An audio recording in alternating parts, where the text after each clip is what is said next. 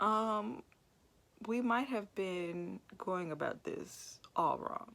Welcome to La Vida Rosa. I'm your host Pinky, and today we're going to be talking about Married at First Sight. So if you'd like to see more, then just stay tuned. Don't forget to check out my website, La Vida Rosa Style, where you can find earrings like the ones I'm wearing now. Like, comment, and subscribe, and without further ado, let's get into this video. Y'all, I'm kind of not in the mood because this show has really been like getting on my nerves. Finally, we got something that was somewhat interesting. I still feel like they drug it out, but you know, I'm gonna talk about the other couples and then we're gonna get to why we're all here. Zach and Mindy. So, I mean, same old, nothing new, ain't nothing changed. I mean, like, what should we, whenever time I watch them, I'm just like, so what should we do with this information? Because it's literally the same thing.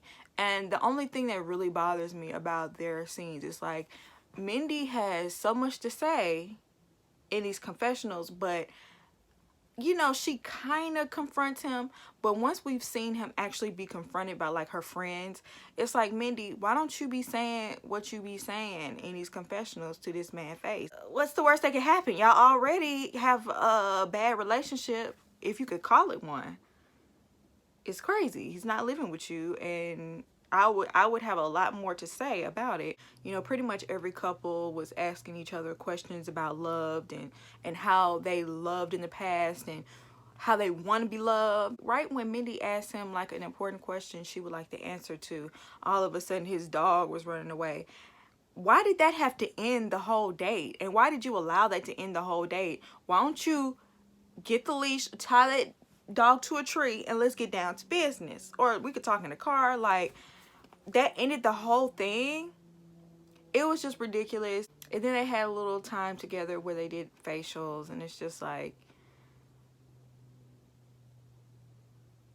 okay, so let's move on. So now let's talk about Jess and Austin. And when they get into talking about their past experiences with love, Jess doesn't truly know if she's been in love.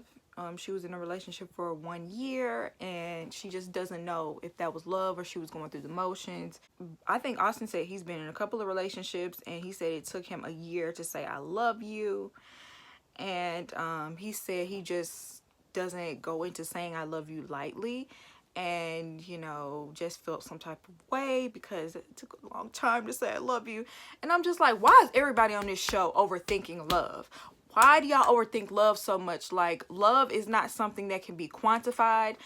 Love is not something that can be put on a schedule. Love is not something that should be discussed as such. I mean, because you can't put like a time period on, this is when I know I'm in love. You know what I'm saying? Because it's different for everybody, every relationship, every situation. It's just so many different dynamics. It depends on, like, sometimes your childhood, sometimes it depends on, you know, past relationships. Are you scarred? Have you worked through the trauma? It's just so much that comes with love that if you try to just sit here and say, well, I'm gonna fall in love by this time and this time, that's not how that works, okay? So I'm not even really too mad at Austin, because he's just like, look, I don't say love unless I mean it. And I can respect that, and you would think she would respect it too. Like, he's committed to you. What else do you need to know? Y'all just be, I just feel like sometimes y'all just be looking for problems. Then they started talking about love languages, and he says that he knows she needs words of affirmation. I thought that was amazing that he knew that already. Maybe they already talked about it, but he knew it. And he said he likes acts of service and touch. He likes to give lots of hugs. And so, you know, he was like, well, if you notice, I give you a lot of hugs, because basically that's what he likes. Usually when you have a certain love language, you express love with that, because that's what you like, so you give it to someone else. But it's always good to know someone else's love language.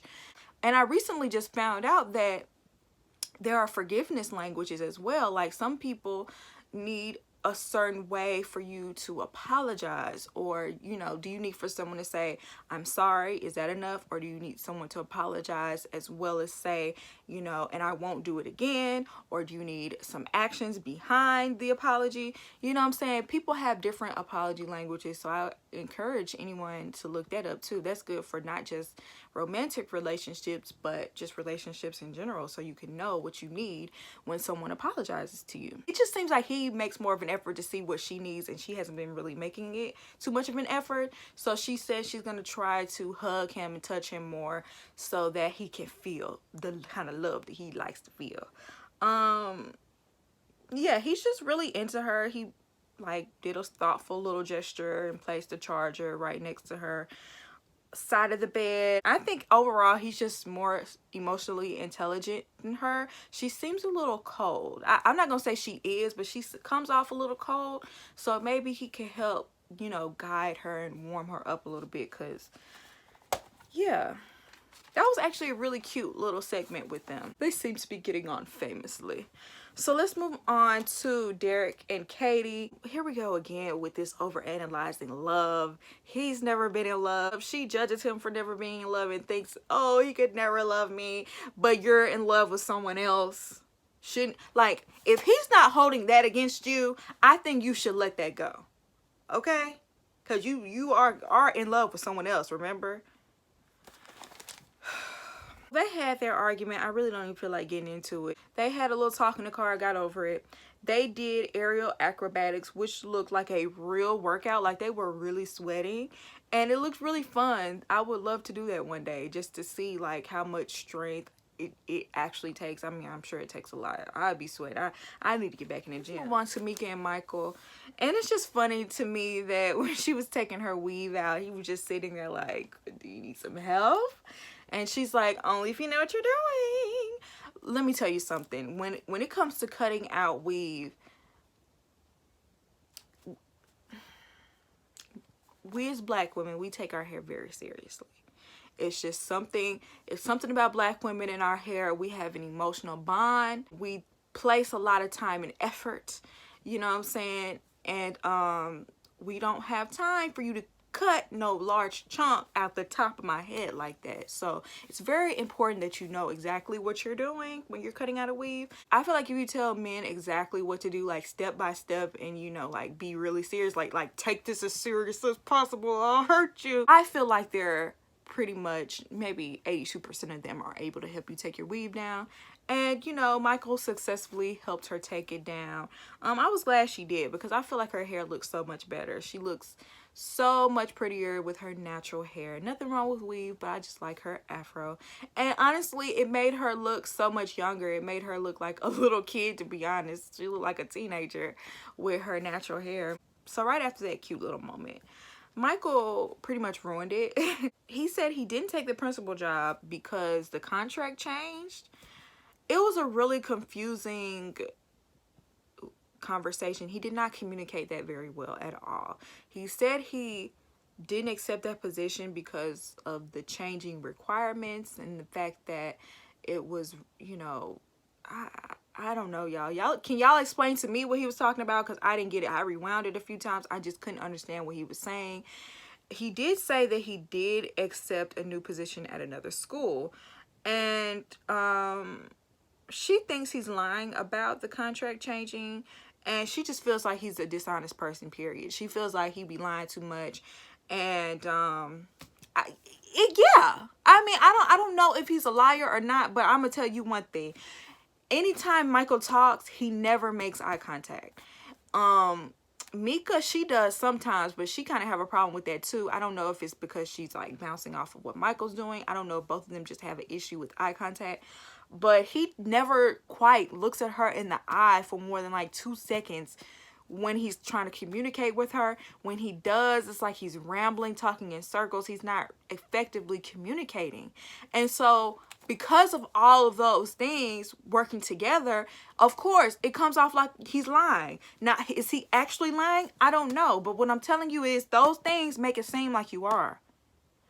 And her perception of you is you being dishonest, because look at me. Look at me. What are we doing here? What are we talking about? Because you continuously look down, it makes you wonder, like, what are you hiding? I mean, that's body language 101. So I believe because she feels like he's been dishonest, she has been very standoffish. You could tell she like sulks. She sulks when she's not happy. It's palpable. You can tell when Mika is not happy. And a part of me can understand that, but a part of me is like, okay, girl, if you're gonna be with this man sulking all the time, that's not cool. So I kind of see where people are irritated with Mika a little bit. I saw a little bit more of this episode. Her biggest fear is that it was all a lie. It was all a lie. It was all a lie. Guys, it was all a lie. She lied. So when she pressed him about this whole principal thing, he really got an attitude and was like, look, I'm gonna talk to you about it when I feel like it. Like,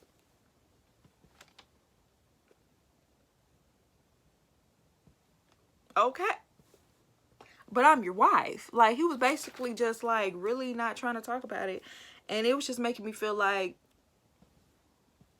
he probably wasn't never gonna be no principal. He probably said what he said to like impress her or something, because he knew that she wanted somebody with, you know, a nice little salary. But Michael, I hope you weren't lying about that. That was kind of trifling if you did. So he took her out on a date to try to smooth things over. He bought her all this cute little candy.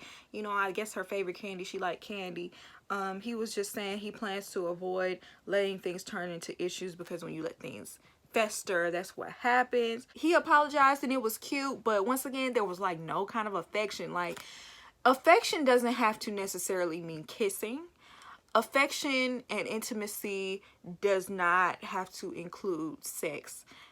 It's more so of the eye contact, the getting a little bit closer to one another, looking, you know, kind of maybe holding hands, like just you know, acting like you're in a relationship. But everything between them is so dry. It's just so dry. It seems like they're, you know, and then this happened, and then this happened. Yeah, okay, we'll do it like this. All right, thank you. And then I felt like, and then it's just like no sort of emotion necessarily, more so just blurting it out like you're a computer. Then they went and got pedicures together, which I thought was fun. I would love to do that with my husband. You know, I think men need to have pedicures because their feet be looking a little crusty, and I don't want crusty feet in the bed touching me. I have a little bit of a foot phobia, y'all. I really don't like feet. I don't like when feet touch me. I don't like toes. I'm kind of grossed out by looking at them. But I really can't stand when they touch me. I really can't stand that. That's when when I think about it, I don't like it. I don't like it. I don't know how I'm ever gonna be married. Maybe I'll love my husband's feet. I don't know. But I would actually have to really, really, really love you to do a pedicure on you. I would have to. That's how you know I love you. She was like joning his feet and was basically saying they look like, oh, my life, I had to fight. That was funny. But the thing with Mika and Michael, it just feels like this is a never-ending cycle. And yeah, it's just like an endless stream of Michael doing something a little bit weird or shady, and Mika calling him out as a liar or being dishonest. And yeah, it ever since the honeymoon, it's been this way. So I don't know, I just don't see Mika and Michael making it. Don't put any spoilers. I don't want to know. This is my prediction though. I just feel like Mika and Michael, they just don't seem like they're gonna make it. They can't get on the same page. Let's move on to Brandon and Taylor. So I'm not gonna go too deep in depth on the two little conversations that Brandon and Taylor had, because I feel like there's a reason why there's not a connection between these two. I feel like it's not worth going into, because I'm officially over it. I think they're done. So I'm just gonna get to the point. Brandon be in his room playing the game all the time, and Taylor has claimed that she had been trying to, you know, talk to him or whatever. They have a little blow up, okay, over dinner. She cooked him a nice little dinner. I will say that dinner looked pretty good. And during the dinner, she took a picture of her food, and you know, he's kind of like a little bit insecure about her social media antics.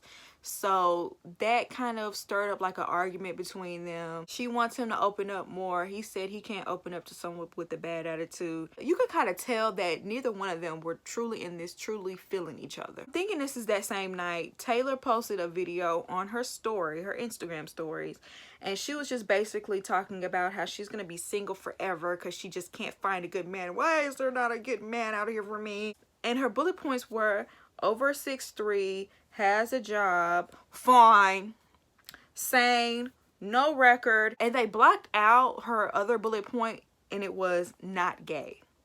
And I think that's very, like, I mentioned that on my last live. I was like, I really hope she didn't put not gay without having any proof of this man being gay. I hope she just didn't call him gay just simply because of his actions, not because she has proof that he's gay. I really don't think that's cool. And then she said, not a soul meets this requirement, and basically she's gonna be forever alone because of it. Brandon felt some type of way. Obviously, who wouldn't feel some type of way? She was basically, you know, Brandon could have looked at this video and said, well, she don't think I'm fine, she don't think I'm this, she don't think I'm that, she thinks I'm gay. What?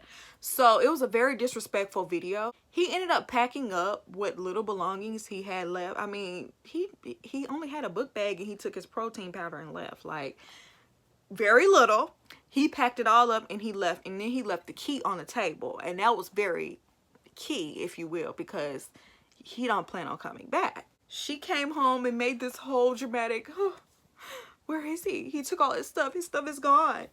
And then Dr. Viviana gave her a call. She said she feels like he should have talked about it with her before he left, but if it were me, I probably would have just left too. Like, you acting like you're single anyway, I might as well leave. Dr. Viviana confronted her, and she said she thought it would be funny. She had been talking about it with her friends, and she was just posting it as a joke. She didn't mean it seriously, literally. And like, she was kind of like getting a little buck with Dr. Viviana, if you ask me. She was kind of being a little disrespectful, in my opinion. The way she was kind of being short with her and kind of cutting her off, it's like, okay, girl, you were dead wrong. You were dead wrong. And she was very unapologetic, and she was just trying to make it seem like it wasn't a big deal. Clearly it was. This man moved out the house. I mean, I know Brandon is very dramatic, but I don't know who wouldn't react that way. If you left him and said that, fine, I would have no issue. But you sticking with him, you didn't give him his ring back, you didn't do this, you didn't take the proper steps to separate, yeah, you dead wrong. And it was totally disrespectful as a wife. When Mika sat down and talked with Taylor about it, Taylor was once again trying to give off this like, well, I meant it as a joke and it wasn't even like that. And Mika kind of held her feet to the fire. She was being a good friend. She was being honest. She was like, if I saw that, I would have had a problem with that as well. And she was like, you need to apologize to this man. And then also Brandon met up with Michael, and he said that his situation with Taylor is worse than Zach and Mindy, which let me know everybody on that cast knows Zach and Mindy's situation is trash.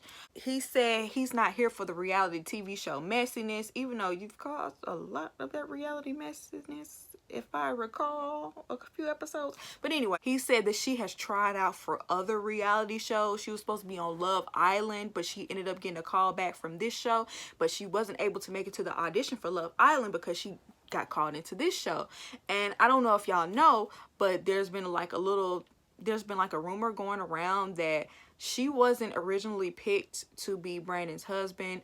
The girl that was supposed to be picked to be her husband was she dropped out for whatever reason, and they brought Taylor in. So I feel like that's a little unethical within itself. How you just gonna bring just anybody else? I thought this was supposed to be a perfect match. If they're able to be replaced that easily, like, what is y'all deciding factors? Also, Brandon told Michael that she had auditioned for many reality shows, and Married at First Sight basically was the first one to call her back. And while they were on the honeymoon, she was supposed to audition for Love Island. That immediately made me give Taylor the side eye, and it's made me go back and look at things in hindsight.